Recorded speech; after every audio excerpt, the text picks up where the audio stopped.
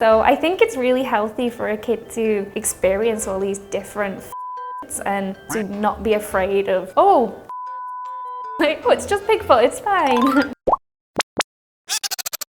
안녕하세요. 저는 영국에서 온 호프입니다. 만나서 반갑습니다. When I first found out about Korea, it was really random drama. Not a good drama, just a random drama on Netflix. I watched it and fell in love. And then from then I started learning to read Hangul and then I started lessons and came to Korea on vacation and then came here to live. At the very start, no. I picked things up really fast, so I learned to read in like one night and then I learned like 안녕하세요 and 앉으세요 and just like very simple like baby language, but after that really hard. So many lessons and I'm just okay. Definitely the longer I'm here the easier it's getting because I can do more things for myself and there's less of a language barrier. So in love with Kupang. I went back to England for a vacation and the closest thing we have to Kupang is Amazon and delivery 2 or 3 days, and I remember thinking, what, that's too long, like Kupang comes here at 7 a.m. tomorrow. I was angry at how slow things were. I love Korean food. The only things I don't eat are jokbal and dakbal. Oh, and gopchang. Everything else I love, and I love spicy food. In a restaurant, when the server will say, oh, is spicy okay? And they'll usually ask my husband, I'm like, yeah. I'm okay. He's not. I'm okay.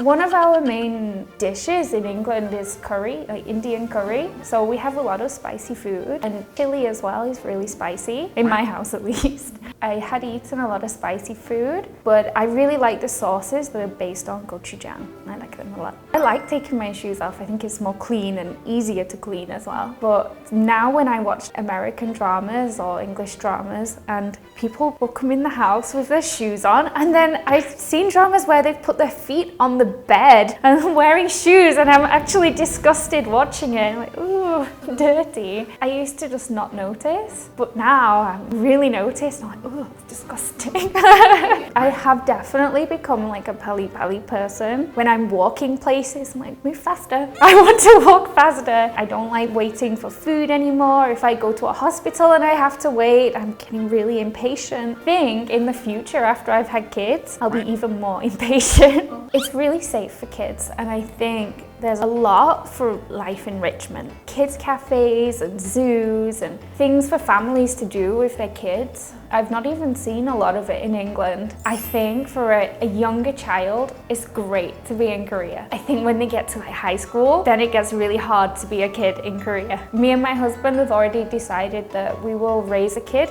until like middle school in Korea, and then we're not sure. We've not thought what we're gonna do at middle school time. It's really easy for kids to travel if they need to go somewhere. I've seen little kids like under 10 like going to the hagwon sometimes, walking from school to the hagwon alone, and I've not really seen that in England. Like, you're only allowed to go out by yourself usually around like 14 is when you're allowed to start walking places alone. So it's really comforting and it's really sweet to see the kids just being kids and being allowed to be out and not scared. I think that there's a really healthy attitude to eat a little bit of everything, like try the rice, have some of the banchan, and people in Korea have like a wide range of food that they'll eat. So I think it's really healthy for a kid to experience all these different foods and to not be afraid of, oh, jokbal, like, oh, it's just Bigfoot, it's fine. I think that that's really cute and good.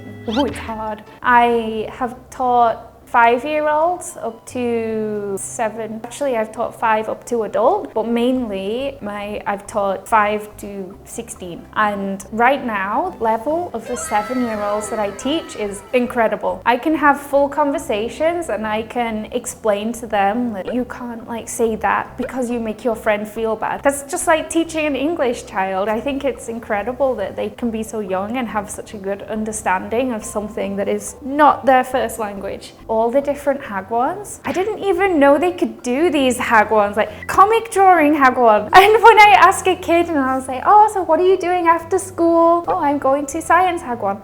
What? That's incredible. I wish I could go.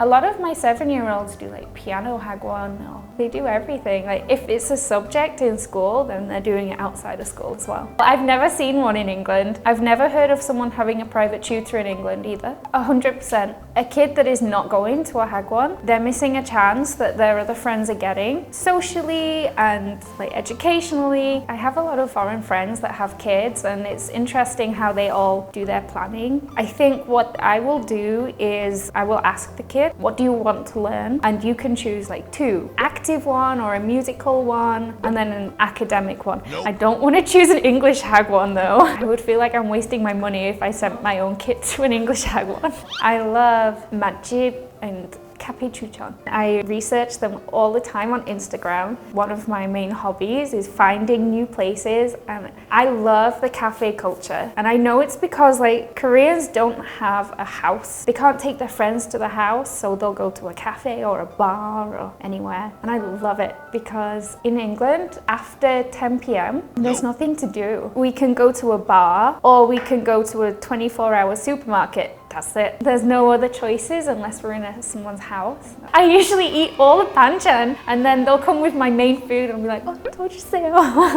I've already eaten it all. I've never learned to make any yet, but I want to. So easy compared to England. I use Kakao Maps, so if I need to go somewhere, I just put it in the map and it tells me, get on this subway, go to this door to exit, and then exactly how to get there. And it's really often cheap. Every single one of them is the opposite to England. It's not frequent, it's not cheap, and it's not easy to find. Really clean. I've had nightmare experiences on buses in England, but in Korea, I use Samsung Pay. I love it. I have my T-Money in my phone. The best thing about T-Money is even when my phone has run out of battery and it's dead, somehow it still works. So I can still get on and off the subway with a dead phone. Actually, today I've left my wallet at work by accident, but I'm not worried because I have my Samsung Pay and my T-Money in my phone, so I can pay for anything I need. They're easily accessible and convenient and everywhere. Just before I came here, I was in the subway like doing my makeup. Some of the bathrooms have an area just for makeup, and that's great. I like that area. Sometimes it's free, but the free bathrooms in England, you use them if you're desperate. You don't use them if you just need it a little bit. Oh no, there's nowhere else to go. I have to go here. They smell a little bit and sometimes you have to pay. There's always toilet tissues. Sometimes in Korea, but it's in the restaurant. I always forget that actually. And so when I'm in a cafe or a bar, I'll get up to go to the bathroom and then I'll be queuing and then I'll realize that everyone else is holding tissue and I've not got any. It was the worst. My parents are asking me, when are you coming home? They would want me to have a kid with them so they can help look after it. And then my husband's family want to help look after a kid too. So it's really hard finding the balance. I don't think my family have thought about educational side. My mum's more concerned about if I'm returning to England ever. Every time I speak to my grandma, she'll ask me, so are you there forever? And I just keep pushing that one. Like, grandma, yeah, let's talk about you. Hey guys, so today I spoke about having a kid in Korea and how easy it is to have a child in Korea. 영상이 좋았다면 구독, 좋아요 눌러주세요. 안녕.